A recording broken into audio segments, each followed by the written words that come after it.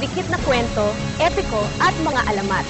Tampo kasi rito ang mga natatanging lugar, tauhan at karanasan. Magbubukas ng ating imahinasyon, damdamin at kaisipan. Kaya ngayong gabi, samahan nyo kaming tuklasin ang isang bagong alamat. Tuloy po kayo. Sama-sama natin libutin ang mundo na Encantadia!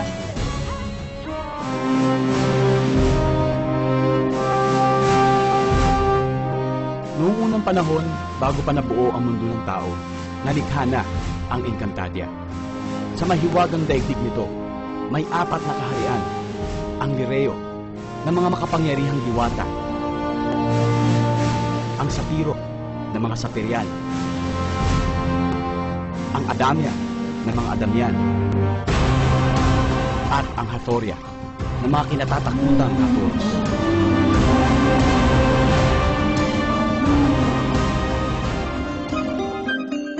Nakasalalay ang kapalaran ng buong Encantadia sa 4 na elemento ng anyong brilyante. Ang lupa, hangin, tubig, at apoy. Ang bawat kaharian ang tagapangalaga ng bawat brilyante. Ngunit naiskam kami ng Hatoria, ang iba pang elemento. Nagkaroon ng madugong labanan.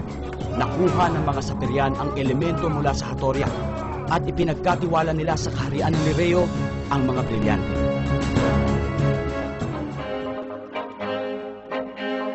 Ang 4 na anak ng inang reyna ng Lireo ang naging bantay ng 4 na brilyante. Habang nasa mabuting kamay ang mga brilyante, mananatili ang kapayapaan, kaayusan, at pagmamahalan sa buong Encantadia.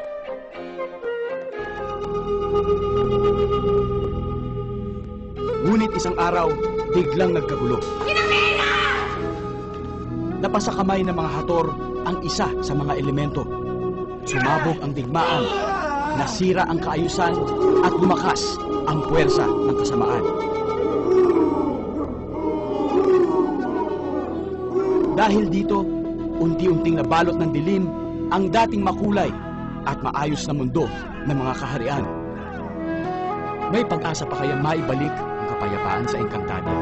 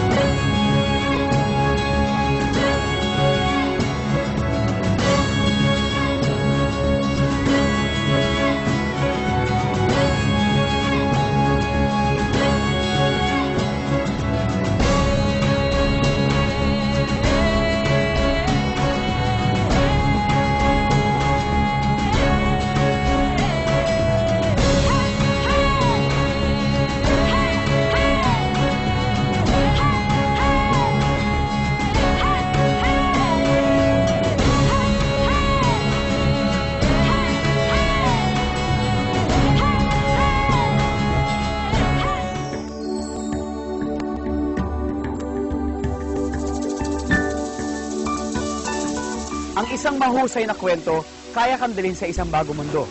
Ipakikilala ka sa mga bagong tauhan, ihatid ka sa mga bagong lugar, at bibigyan ka ng mga bagong karanasan. Ganito ang mundo ng Encantadia. It's complicated times 10 to other things that we've done for the network in the past.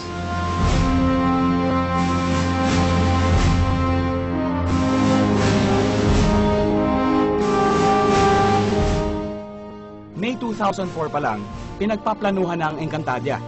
Isa sana ito sa mga gagawing pelikula ng GMA Films.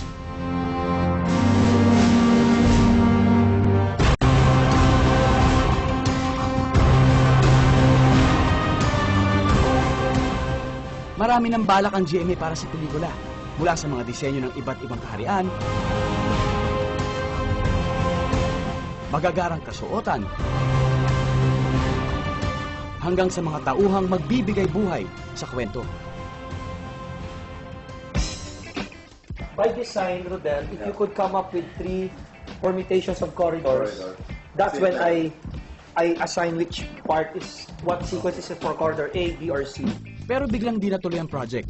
Ito pa naman sana ang unang kolaborasyon ni na Direk Mark Reyes at ang tanyag na production designer na si Rodel Cruz. Hindi ako masyadong nag-disappoint. At the back of my mind, feeling ko kasi parang hindi pa yung nakatapusan ng Encantada, feeling ko mabubuhay ulit. Tapos pasok ko dun sa ano mo, dun sa tawag doon. Si Tito Rodel ang nagdisenyo ng mga award-winning na pelikula gaya ng Oro Plata Mata at Mano Po 2. After na Shelled, I actually continued on drawing and doing designs, mga concepts. Kasi inano ni Mark na yung momentum namin when we were doing the movie. Ang taas na ng energy namin eh.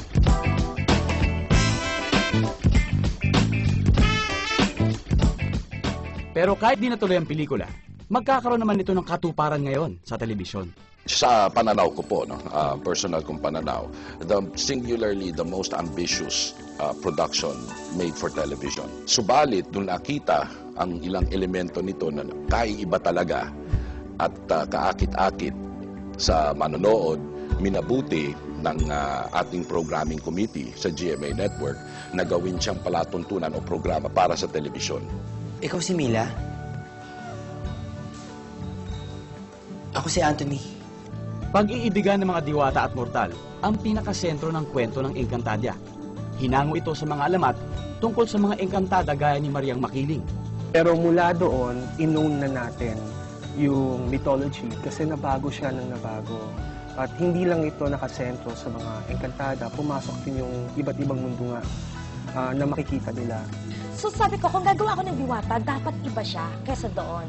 So dito, sexy siya, mahawak siya ng sandata, matriarchal yung society nila. Kapag inapi mo to, lalabang to.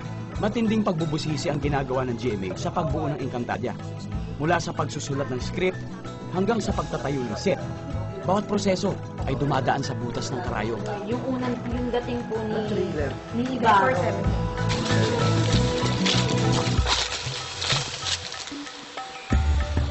Tumakbo ito ng siguro mga ilang buwan sa conceptualization kasi binubuo pa lang namin yung tinatawag nating story map. Ito yung plano for the entire season o kung may extend ito, kung ano yung tatakbo ng kwento. Pero syempre, dahil maraming bumubusisi sa kwentong ito, nag-evolve ito eh. Parang bawat sequence ipinapanganak mo, bawat episode talagang nagle-labor kang ganyan. Challenge siya kasi nag-iimbento ka ng isang bagong mundo. Walang pinagbabasihang ibang ideas kundi dun sa original concept nila. Ilang buwan din pinaghandaan. May mga eksena na hindi rin basta-basta makukunan kasi nga kailangan authentic ang dating ng Encantadia. Asnamon! Boya Nazar! Sa mundo ng Encantadia, may sariling wika ang mga diwata, paraan ng pagsusulat, at sariling pamahalaan, kultura at batas. Bawat detalye ng kanilang pamumuhay ay maingat na pinag-isipan at binuo ng mga manunulat.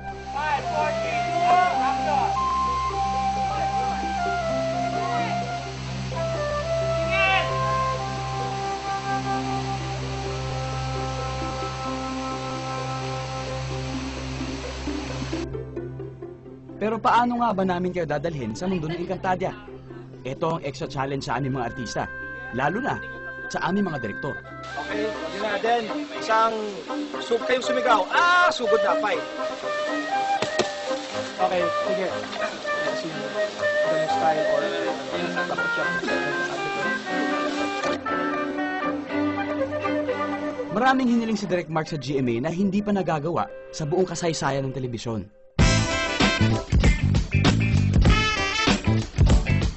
Part of our goal and our commitment to our audience to get better at what we do.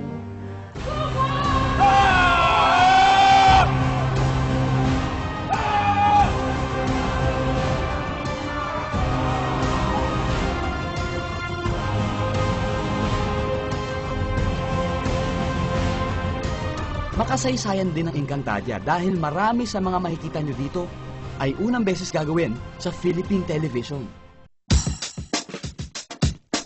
Nagkaroon ng sariling opisina o war room ang production staff ng isang programa.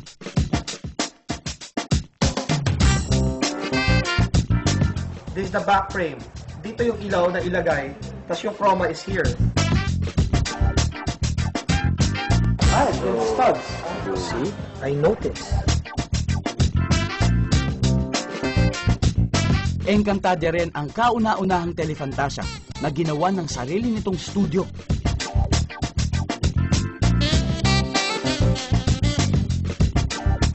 Hindi pwedeng shootin yung mga requirements ng material, ng script on location. Though meron kami location, mundo ng tao, ganun. Pero on the Encantadia side, which is the fantasy side, everything has to be created from scratch.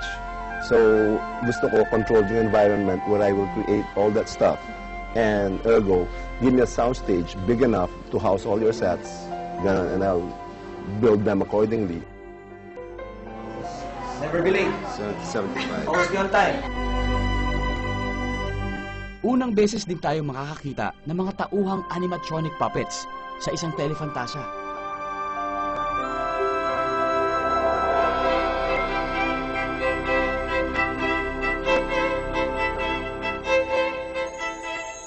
At para bigyang buhay ang mundo ng Encantadia, inorganisa ni Tito Rodel ang 5 art departments na nakatutok sa prosthetics, puppetry, set design, costumes at visual and animatronic effects. Yung concepts are really big. Kumbaga, pang Panavision to. Parang. So, ganon. Panavision on television. Big screen ideas on a small tube.